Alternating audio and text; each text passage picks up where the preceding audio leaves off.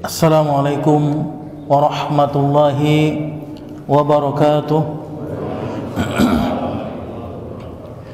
Bismillah, alhamdulillah, wassalatu wassalamu ala rasulillah, nabiyina al-karim al-mustafa wa mawala Sayyidina Muhammad bin Abdillah, salatullahi wassalamuhu, balagha risalah wa adda al-amanah wa nasaha al-ummah وجاهد في الله حق جهاده حتى تركنا على البيضاء ليلها كنهارها لا يزيغ عنها إلا هالك صلاة الله وسلامه وعلى آله وصحبه ومن تبعهم بإحسان وجهاد واتباع إلى يوم الدين.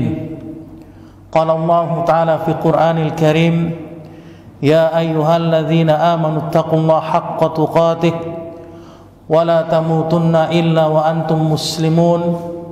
وقال تعالى: يا أيها الناس اتقوا ربكم الذي خلقكم من نفس واحدة وخلق منها زوجها وبث منهما رجالا كثيرا ونساء واتقوا الله الذي تساءلون به والأرحام إن الله كان عليكم رقيبا.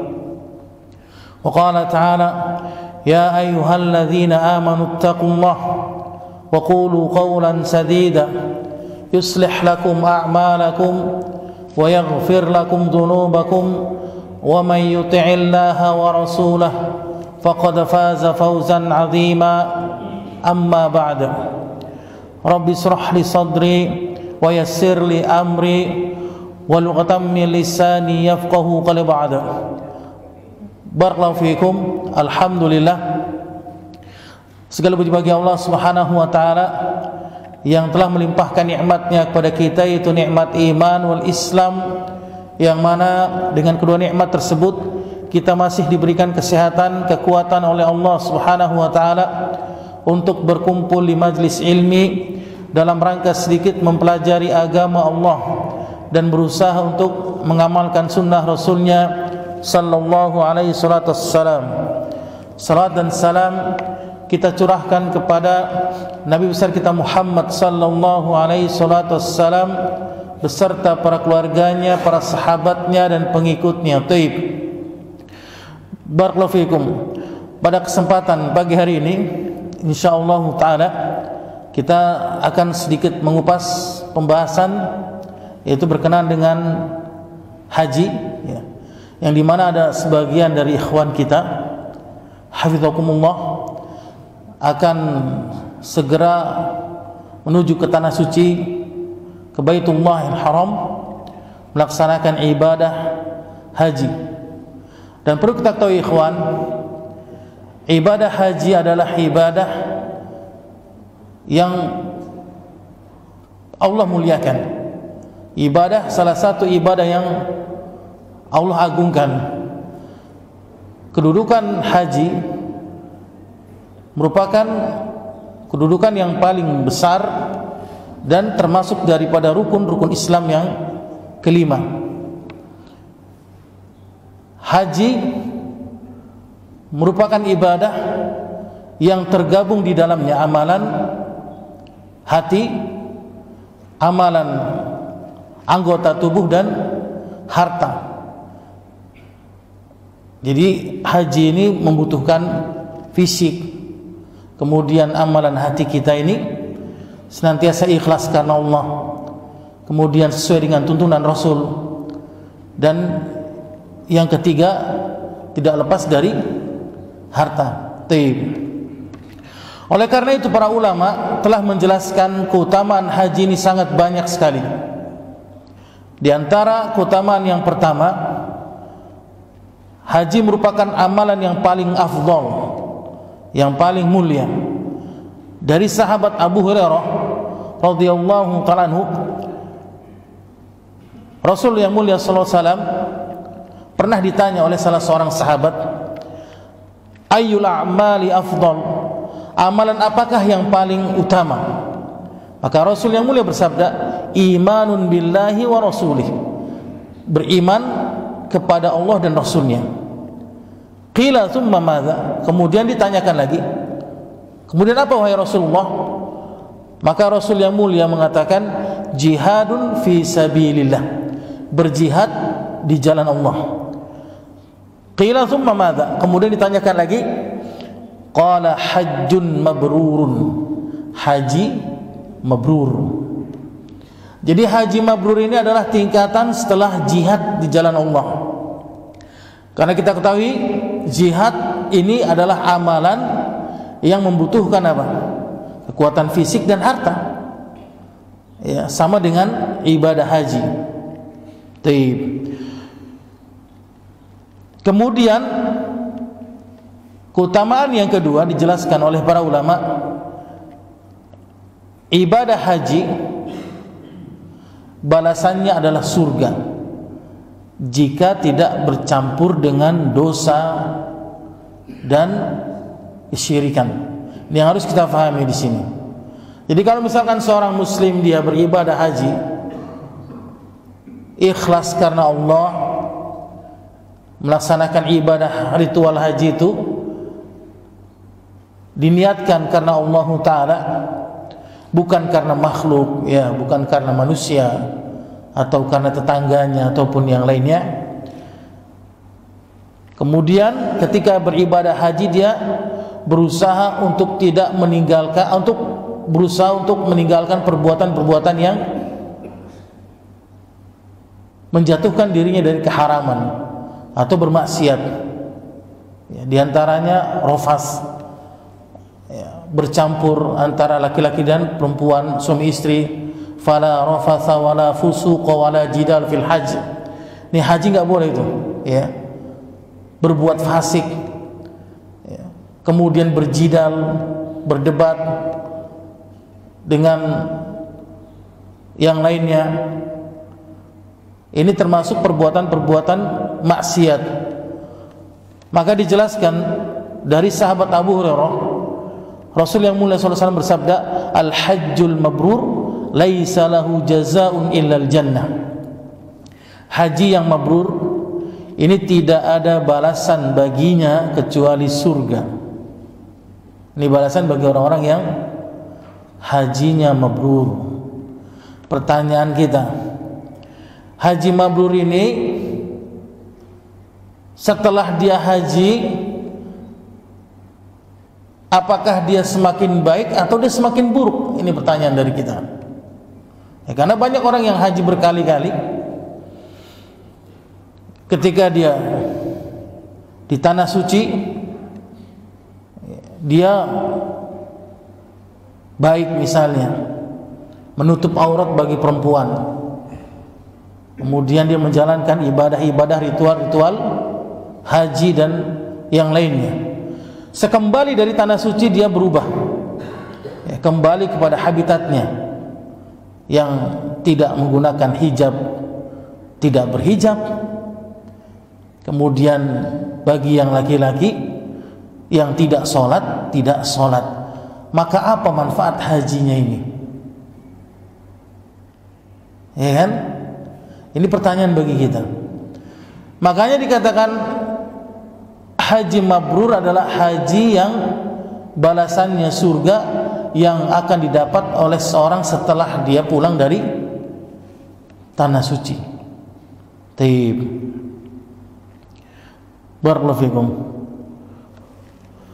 Kemudian faidah keutamaan yang ketiga, ibadah haji termasuk ibadah jihad di jalan Allah. Ini termasuk kalau misalkan kita ini haji, maka ini kita sama dengan apa? Berjihad di jalan Allah.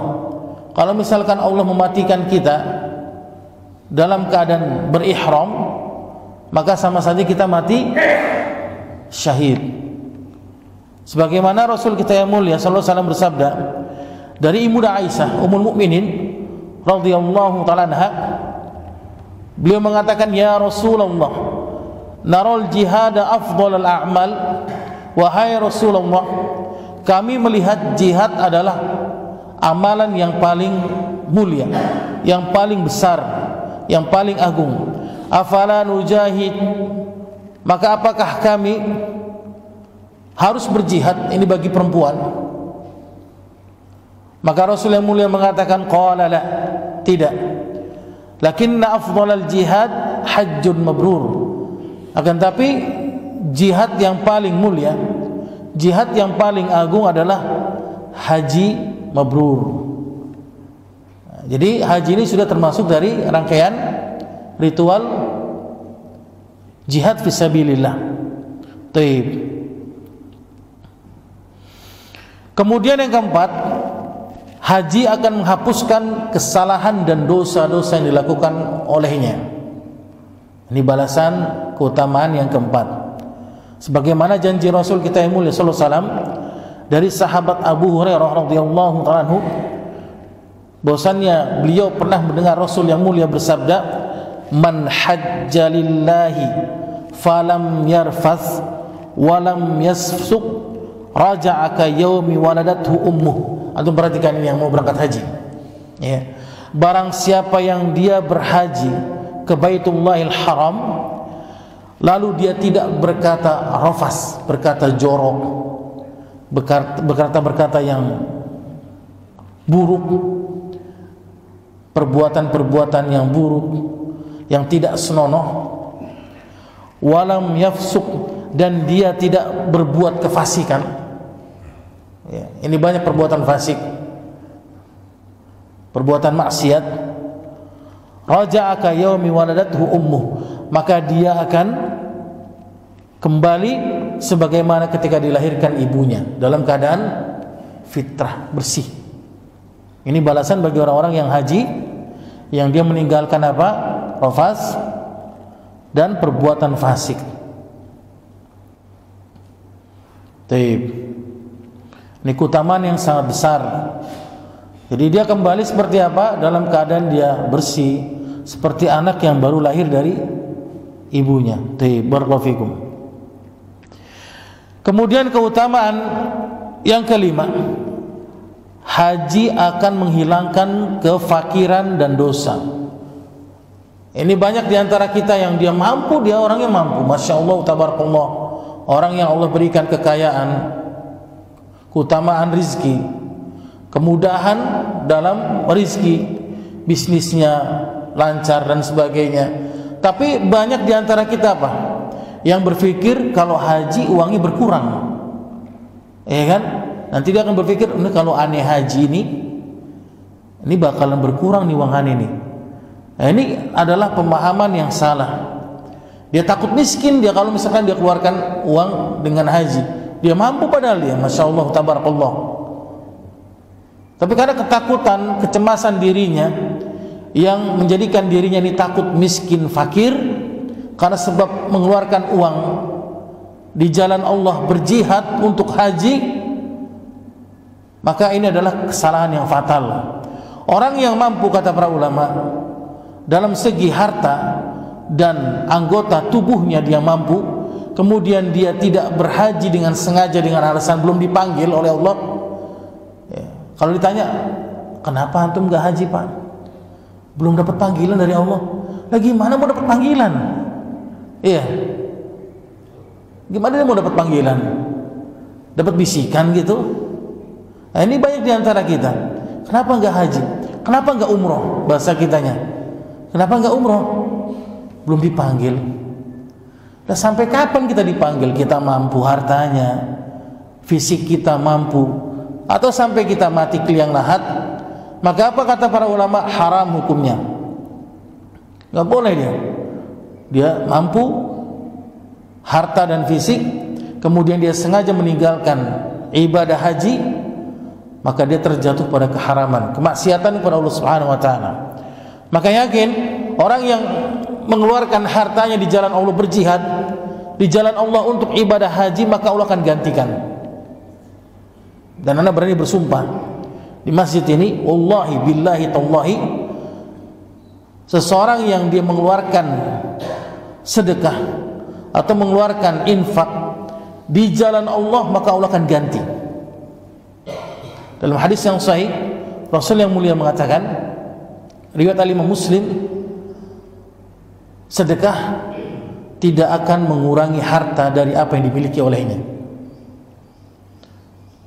Kan termasuk kita berinfak di jalan Allah ini, bersedekah di jalan Allah, berjihad di jalan Allah, menunaikan ibadah haji, termasuk dari pondasi rukun Islam yang kelima.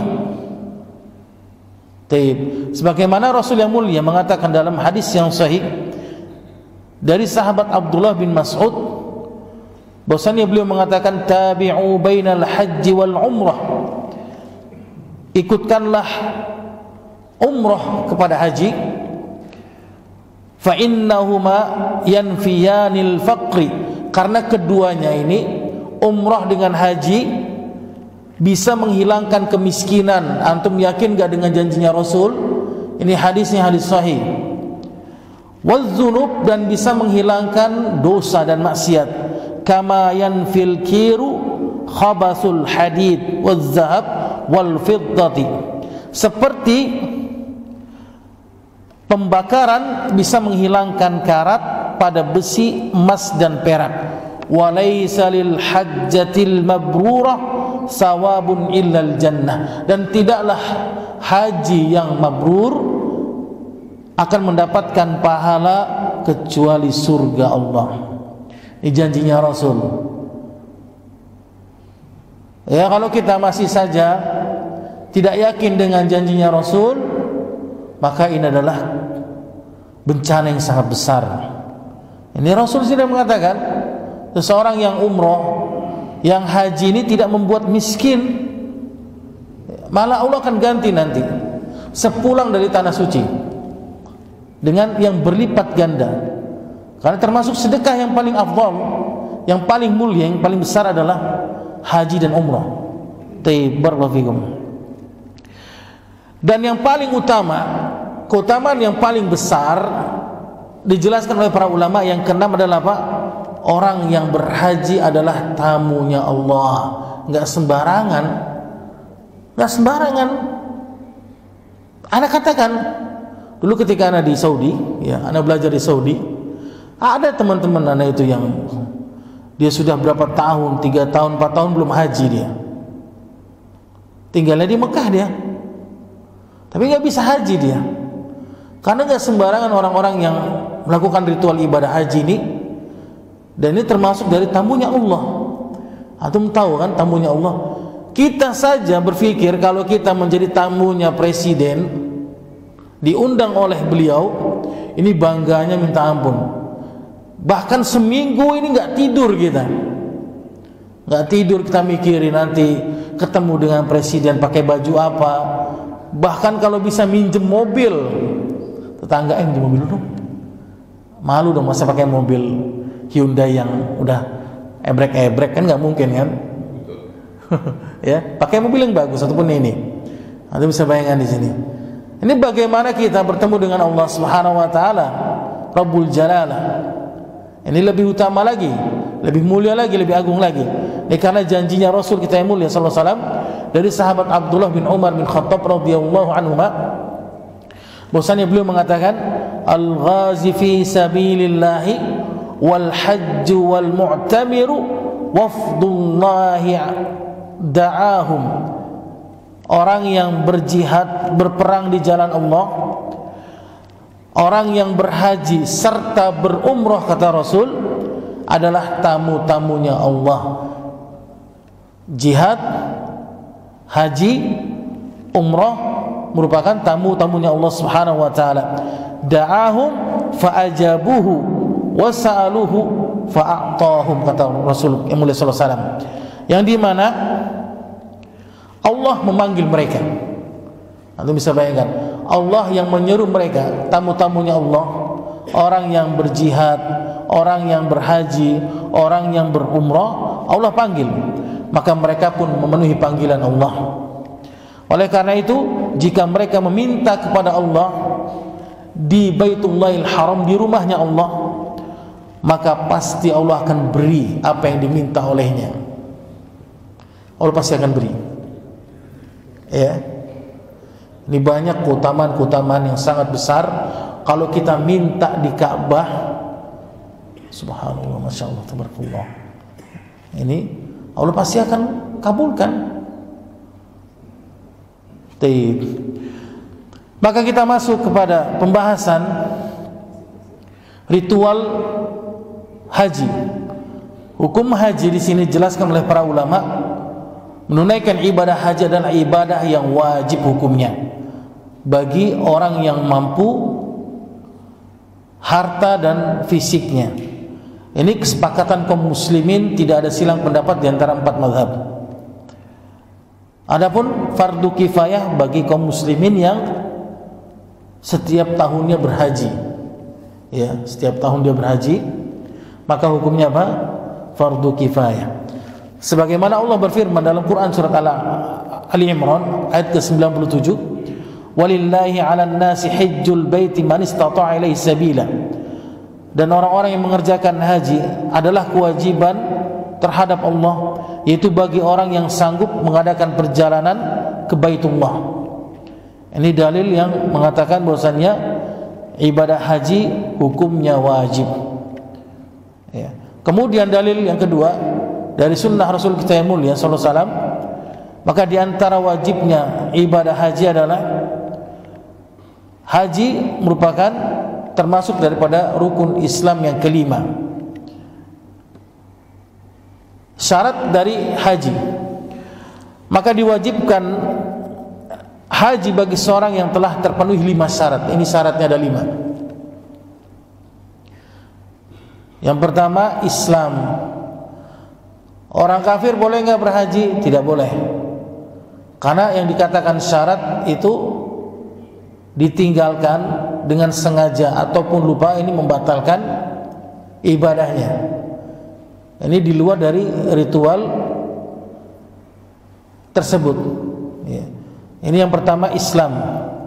Kemudian apa syarat yang kedua? Berakal. Orang gila, orang yang tidak berakal, ini tidak wajib haji baginya. Kemudian yang ketiga apa? Baligh. Sudah berumur baligh.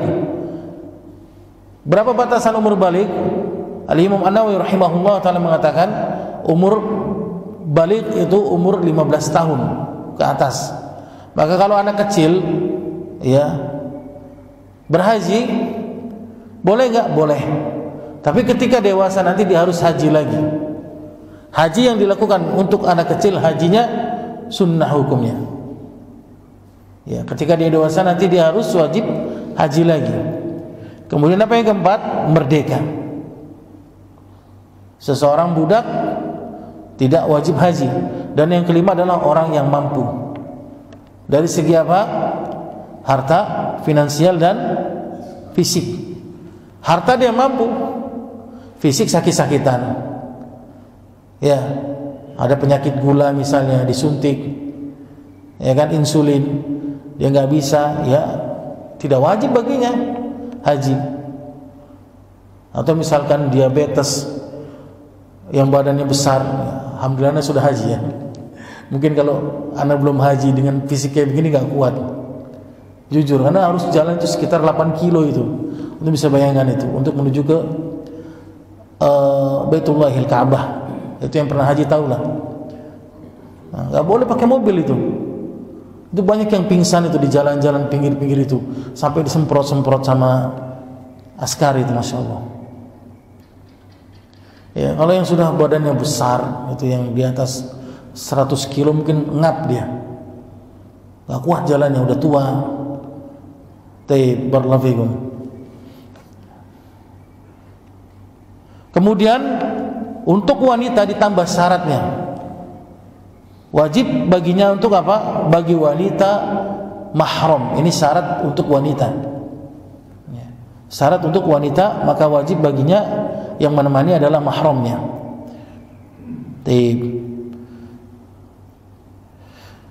Keutamaan haji sudah kita jelaskan tadi. Kita masuk pada miqat. Miqat secara bahasa adalah batasan. Adapun secara istilah tempat ibadah atau waktu, di sini yang dikatakan miqat. Maka untuk haji ada 2 miqat. Yang pertama miqat zaman, waktu, dan miqat makan tempat. Miqat zaman itu apa? Yaitu miqat untuk haji pada bulan Syawal Zulqa'dah dan 10 hari di bulan Zulhijjah. Itu dikatakan miqat zaman. Ya. Adapun miqat makan, tempat, yaitu batasan yang tidak boleh dilewati oleh orang yang mau berhaji kecuali sudah dalam keadaan berihram. Ini dikatakan miqat makan, ya. Di antaranya apa? Zulhulaifah. Kemudian untuk penduduk Syam, Qarnul Manazil untuk penduduk Najd, yaitu orang yang ada di dalam. Kemudian Yalamlam bagi penduduk Yaman. Ya, ini termasuk dari miqat makan. Nah, kita agak sedikit percepat ya. Taib. Maka ada pun bagi orang yang kurang dari itu, maka silakan berihram dari tempat yang dia inginkan. Ya. Taib. Barakallahu fikum.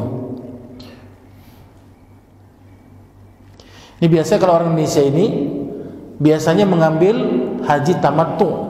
Dia umroh dulu, kemudian dia mengambil miqat di mana? Di tempat dia tinggal di situ di Mekah. Berihram dari Mekah. Ini kebiasaan orang Indonesia. Tata cara berihram di sini. Di antara rangkaian ibadah haji adalah berihram, yaitu pertama harus niat pada manasik haji di sini. Ya. Berihram disunnahkan melakukan beberapa hal sebelum dia memakai ihram, pakaian ihram. Yang pertama dia harus mandi dulu. Ya, mandi.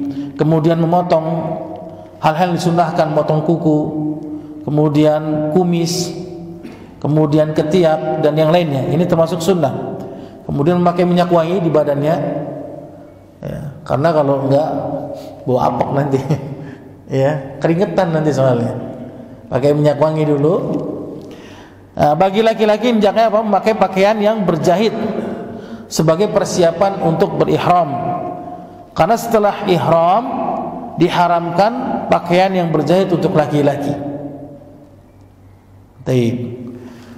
Kemudian yang kelima, tidak ada salat sunnah khusus sebelum ihram. Ini enggak ada.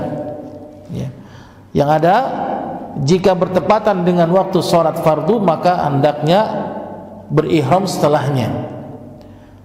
Dan yang keenam, yaitu hendaknya memperbanyak talbiyah.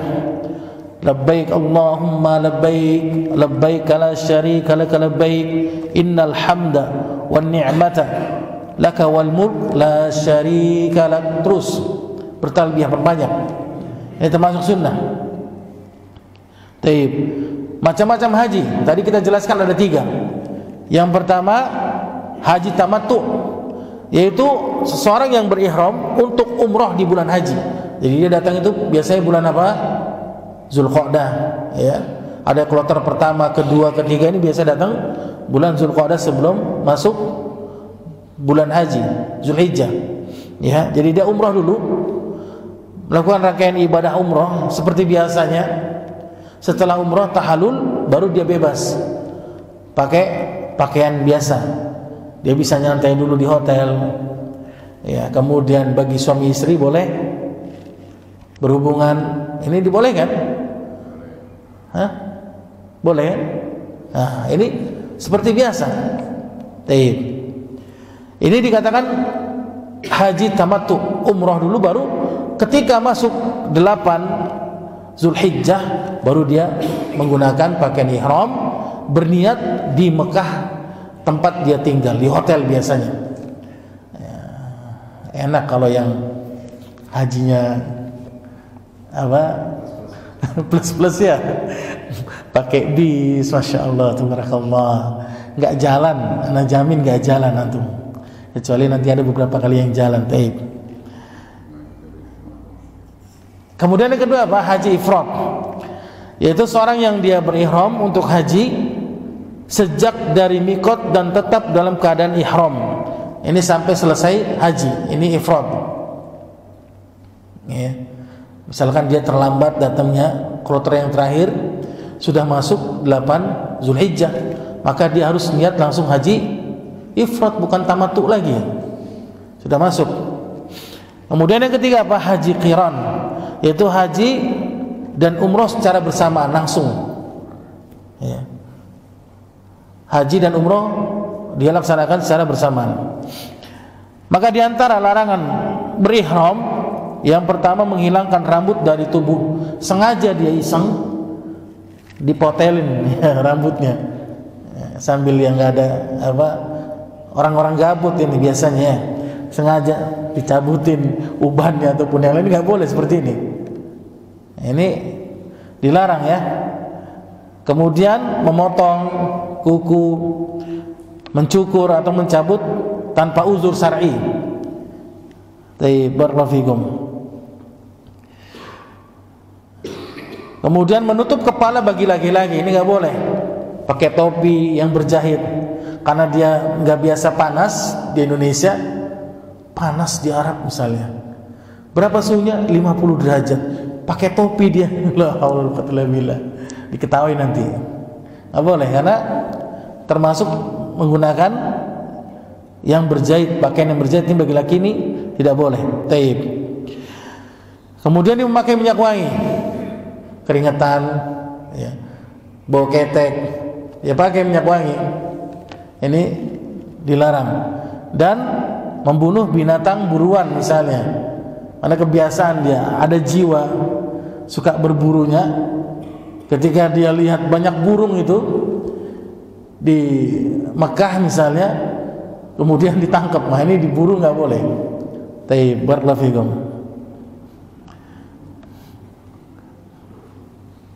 Kemudian setelah itu melakukan akad nikah pada waktu musim haji, tidak boleh. Dan yang ketujuh, yang terakhir, berhubungan antara suami istri. Taib, barakallahu fikum. Maka saat sampai di Mekah di sini, bagi orang-orang yang berhaji tamattu, maka dia harus melaksanakan umroh, tawaf, sa'i seperti biasanya, rangkaian-rangkaian haji, rangkaian-rangkaian umroh. Kemudian setelah itu dia menunggu sampai waktu ibadah haji 8 Zulhijjah, yaitu hari Tarwiyah. Ini biasanya orang-orang Indonesia dan yang lainnya, Malaysia, Brunei, Thailand dan sebagainya. Barakallahu fikum.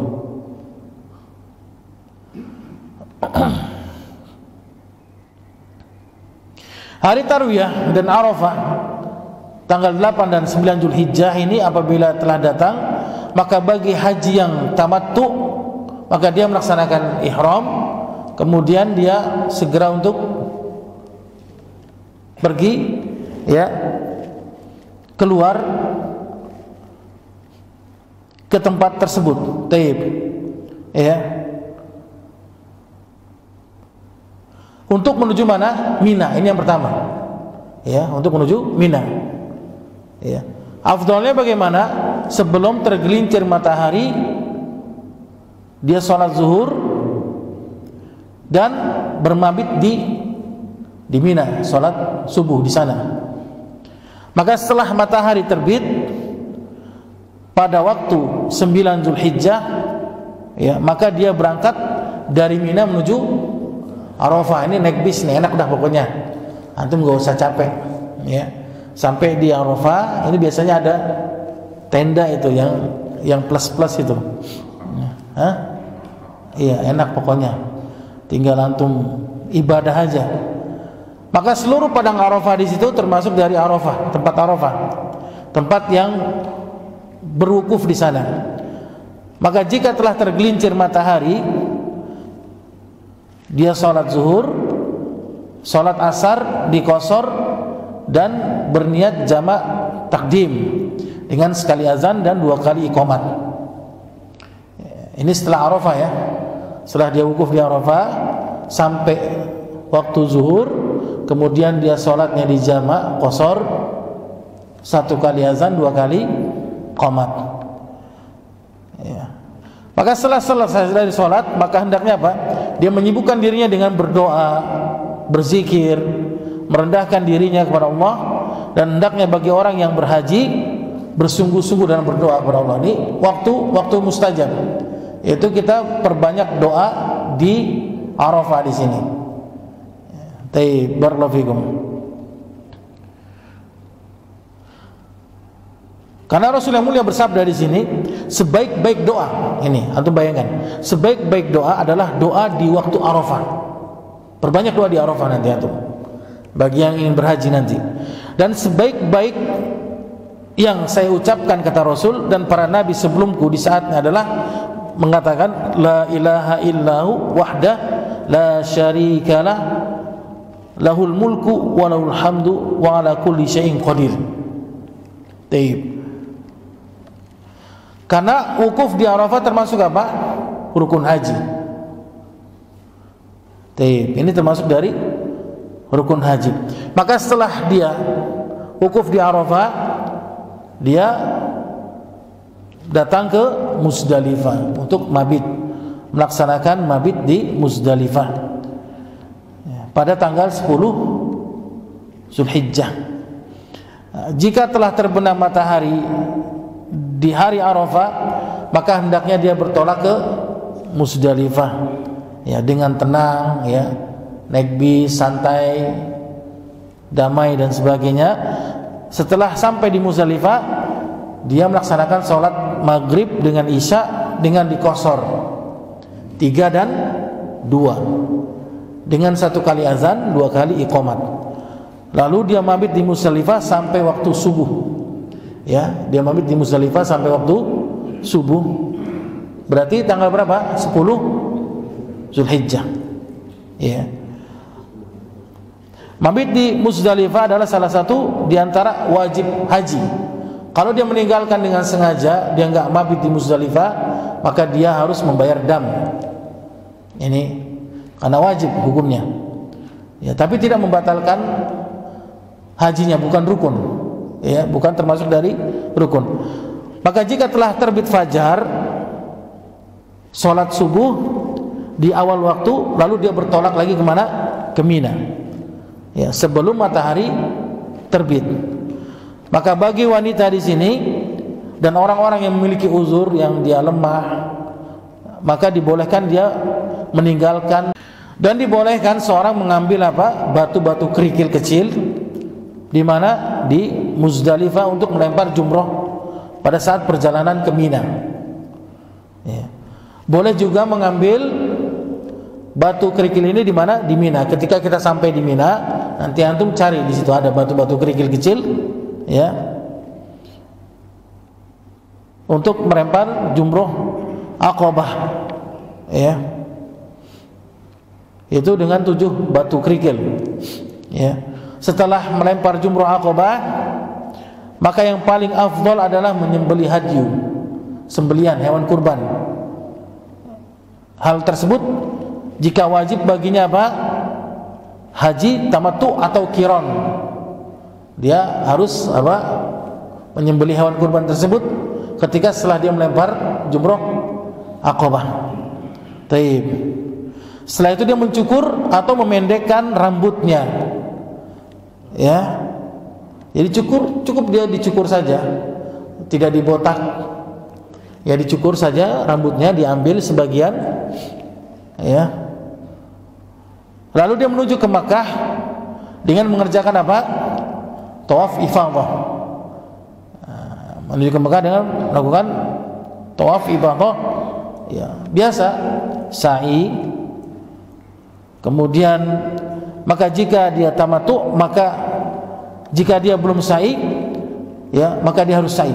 Bagi yang qiran maupun yang ifrad, ya, maka dia harus digabung.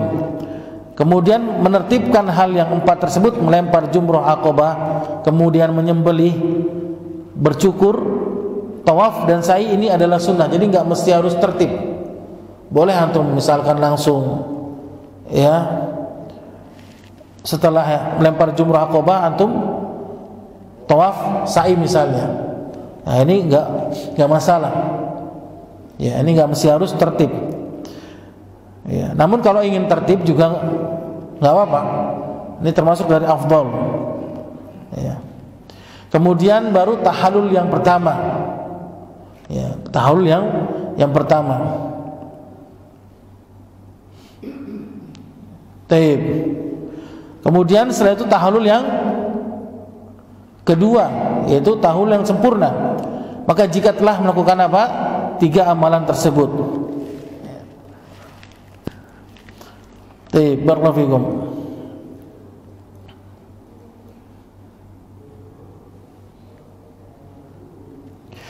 Maka jika telah melakukan tahallul yang kedua ini, telah sempurna tahallulnya, maka boleh dia apa? Halal baginya yang diharamkan ketika ihram, berhubungan suami istri dan yang lainnya. Lalu dia kembali ke Mina untuk melakukan amalan-amalan apa? Hari tasyrik ya, 11, 12 dan 13 Zulhijjah ya, mabit di sana. Maka ini adalah hal yang wajib. Kalau dia tinggalkan berarti dia harus membayar dam di sini. Dia sengaja, dia tidak ada uzur, tidak bermabit pada tanggal hari-hari tasyrik, maka dia harus bayar dam. Maka boleh juga dia hanya 2 hari. Ya, 11 dan 12 Zulhijjah. Boleh kalau misalkan dia ada kebutuhan, kemudian waktu yang mendesak, maka dia boleh mabit di Mina selama 2 hari. Barakallahu fikum. Maka jika seorang yang berhaji ingin bersafar dari Mekah dan kembali ke tempat asalnya atau ke tempat lain, maka hendaknya dia melakukan tawaf wada. Ini terakhir, yaitu tawaf perpisahan. Kalau dia sengaja meninggalkan tawaf wada, maka dia harus membayar dam. Sengaja misalkan dia tanpa uzur, dia harus membayar dam, dan lengkaplah sempurna haji dia, haji mabrur. Semoga Allah mengampuni dosa saudara kita yang berhaji nanti, insyaallah tabarakallahu taala, dan semoga Allah memberikan predikat titel dengan titel hajjun mabrur bagi saudara kita yang Allah akan berangkatkan nanti di waktu yang terdekat nanti. Allahu taala ala wa alam. Semoga sedikit faedah yang kita sampaikan ini bermanfaat bagi kita dan kaum muslimin yang lainnya. Allah hadilah siratul mustaqim. Taib kita tutup dengan kafaratul subhanakallah hamdik asyhadu an la ilaha illa anta astaghfiruka wa atubu ilaik. Assalamualaikum warahmatullahi wabarakatuh.